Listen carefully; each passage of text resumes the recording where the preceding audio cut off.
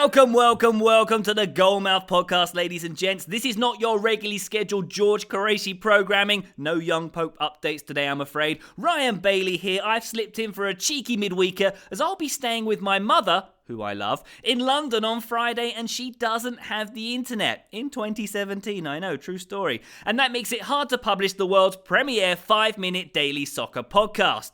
Anyway, lots to talk about on the greatest Wednesday, March 8th, 2017 that there will ever be. And first up, it's ESPN's annual MLS Confidential Survey, which is out now with 140 players from 21 of the league's 22 clubs giving their anonymous opinions. The missing club was NYCFC, in case you're interested.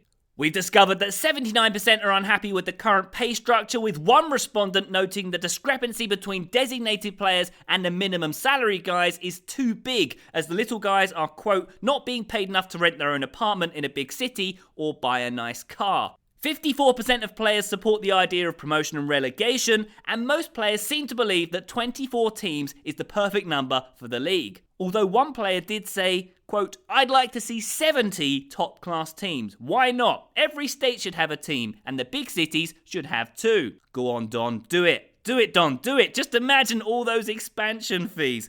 One more thing. When polled on the big designated player they'd like to see arrive next, Zlatan was the most popular choice, beating out Messi and Ronaldo. Next up, Arsenal's annual crisis seems to be a lot worse than usual. As you're almost certainly aware, the Gunners crashed out the Champions League round of 16 for the 7th consecutive season, placing their tails firmly between their legs with their third consecutive 5-1 defeat at the hands of Bayern Munich. It was their worst ever defeat at the Emirates, and the 10-2 aggregate scoreline was the worst ever suffered by an English team in the Champions League. It's one thing to lose to a great team like Bayern, but it's quite another to wave the white flag like Arsenal did on Tuesday night. Legendary striker Ian Wright, who played for Arsenal in the days when they finished in 10th and 12th place, said this is the worst period he remembers in the club's history. And disgraced newspaper editor, Arsenal fan and general waste of blood and organs Piers Morgan says it was the worst night in Wenger's entire tenure at Arsenal. If he truly cares about our club, he said, he will resign. By the time you listen to this, Arsene Wenger may have parted ways with the club, or more likely, he's been given a lovely 4-year contract and a big pat on the back. But as a general reminder to Arsenal fans, it really could be worse. You could support a club that doesn't consistently play at the highest level with the best players while regularly winning cup trophies.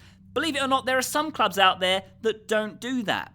Over to Serie A now. If you've been keeping an eye on Calcio, you'll know about Andrea Bellotti, the 23-year-old who's having a breakout season with Johar FC, aka Torino. Bellotti has 22 goals on the season, which means he's scored more on his own than 9 entire teams in Europe's top 5 leagues. If he can keep Edin Dzeko and Gonzalo Higuain off his back, he'll become the youngest Italian to top the scoring charts since Alberto Gilardino just over a decade ago.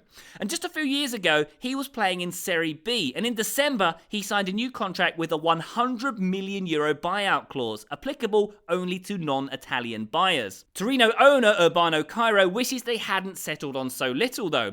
If I had the chance to do it all over again today, he said, I'd make the clause €150 million.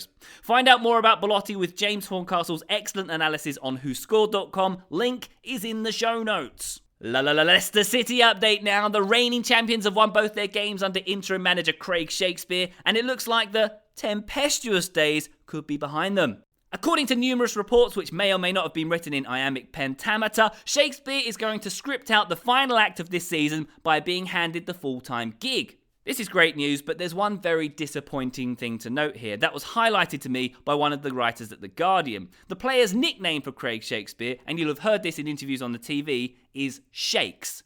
Not the immortal bard, not Julius Gaffer, not Titus Andronifox, not even Shakesy, just Shakes. They had so much material to work with. When did the art of imaginative soccer nicknames die? I don't know.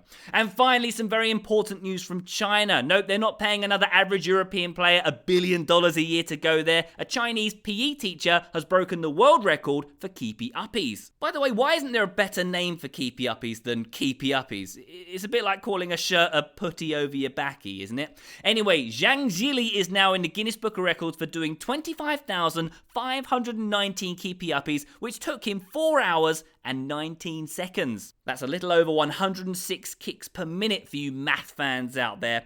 I can't help feeling that Zilli could have spent that time doing something constructive like, I don't know, teaching the kids he's supposed to teach. In that 4 hours, he also could have watched Apocalypse Now and still had time to watch Andrea Pirlo run a length of the field. Well, maybe half a length. Alrighty gang, that's your lot for today. Thank you so much for listening. Be sure to subscribe to the Goalmouth Daily email if you don't already. Be sure to leave us an iTunes review as it really helps us find new fans. Be sure to tell your friends about us and be sure to be excellent to one another. The man with the most awesome sounding American name on the Goalmouth, Taylor Rockwell, will be gracing your earbuds tomorrow. I leave you with today's Goalmouth top tip. If you support a club that's been consistently brilliant for 2 decades, who have unrivaled stability, who run extremely responsibly, and who never face real problems like relegations or financial struggle, try not to complain too much. Love to your mothers. See you next time.